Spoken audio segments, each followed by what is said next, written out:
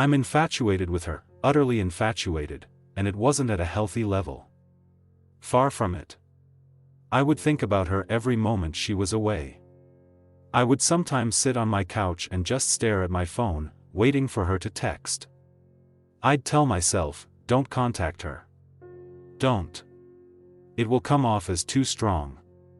But then I'd still find myself clicking her name on my contact list before my inner voice would continue, you don't want her to know how desperately smitten you are with her. It's unattractive. It will scare her off. No, you must wait for her to call you this time. But it was excruciating and exhausting. Almost unbearable. I once heard that the ancient Greeks believed that falling madly and irrationally in love with somebody was a curse that you would wish upon your enemies. I could never understand what they meant. After all, isn't falling head over heels in love the ultimate goal nowadays? But now that it's happened to me, I have to say, the ancient Greeks were right. This is a curse. I was barely in control of myself. Almost as though my infatuation with her had possessed me. The two of us were sexually active together but still in the dating phase.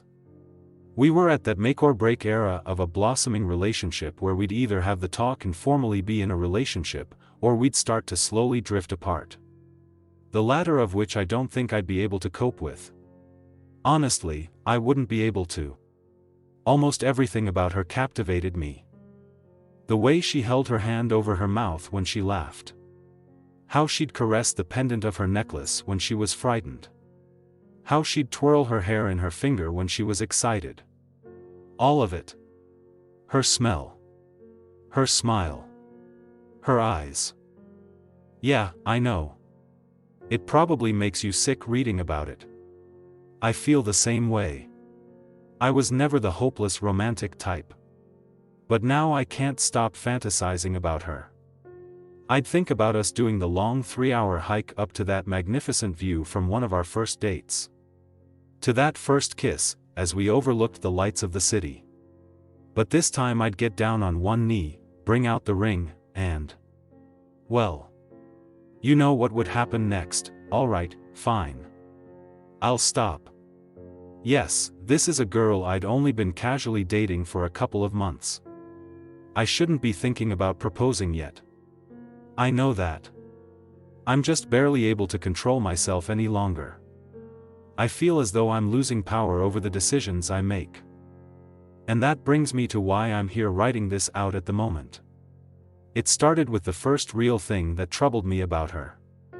We'd never actually spent a night together. No matter how late she was over, once either of us showed signs of being tired, she'd up and leave. She wouldn't leave awkwardly or in anger. Just a casual kiss goodnight, a smile, and a call me soon. It was something I didn't really even notice the first few times she did it. But after almost 8 weeks of dating, it was becoming strange. I'd have to ask her about it. It took drinking almost an entire bottle of wine before I had the courage to do it. She looked almost defeated when I asked and lowered her eyes in embarrassment. I knew this talk would come eventually, she started. She took in a deep breath with a long drawn-out exhale. Recently. She paused again. I've started talking in my sleep.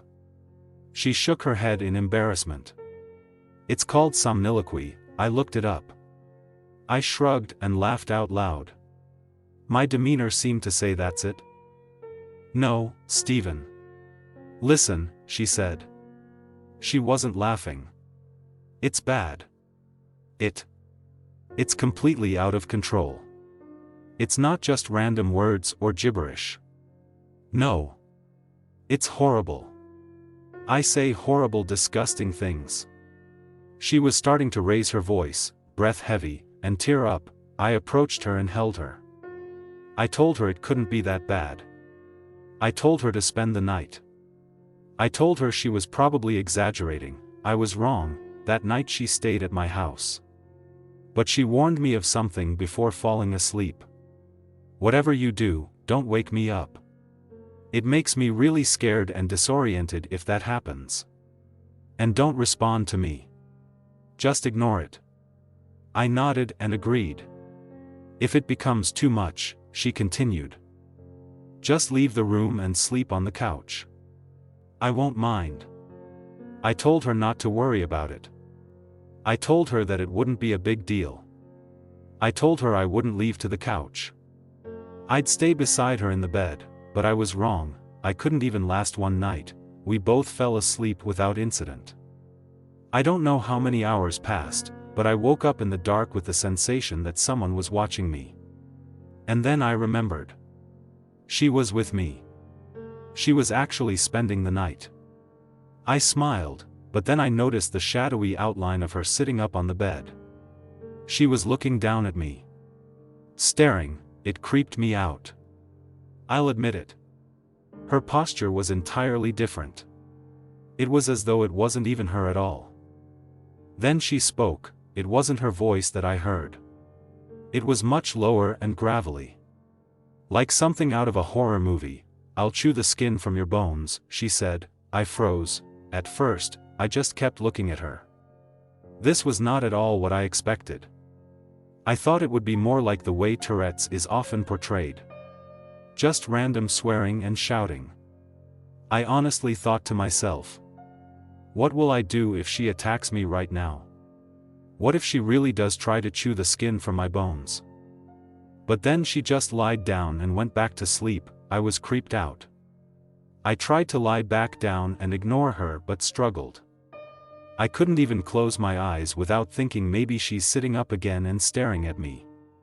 And then one time I rolled over to look at her and her face was pressed right towards mine.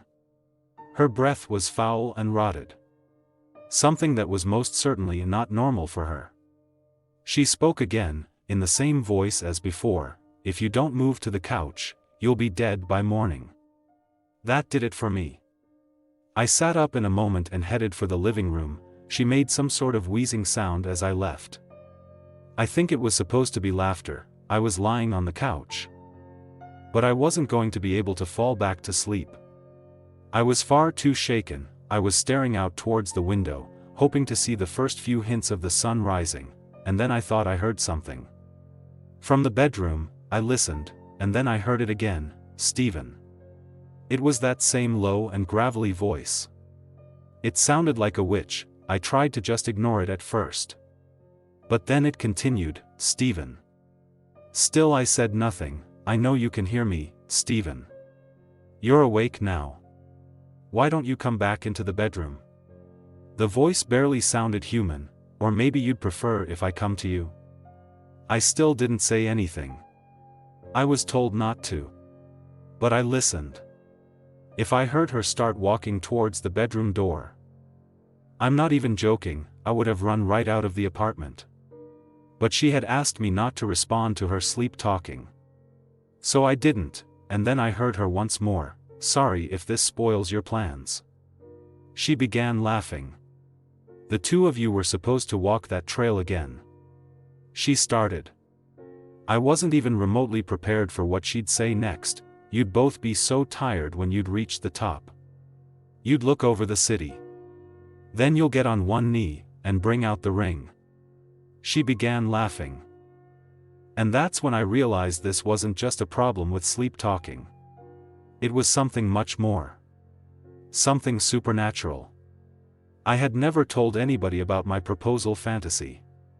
There was simply no way she could have known about any of it. This was no longer about merely talking in one's sleep. This was about possession.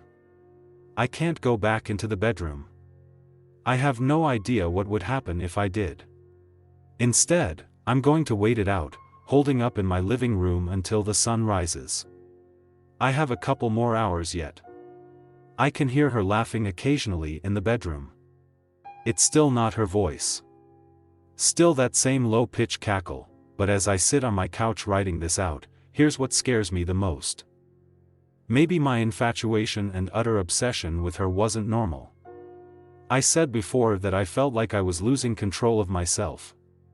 More so I believe than the typical falling in love story. No. I fear that the infatuation I felt was the entity slowly taking control of me. Of it controlling my thoughts, fears, ambitions, and anxieties.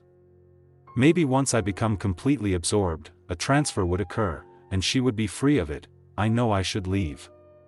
That I should open the front door, get in my car, and drive away from here. But I can't. I can't leave her. I've already lost control. I'm infatuated with her, utterly infatuated.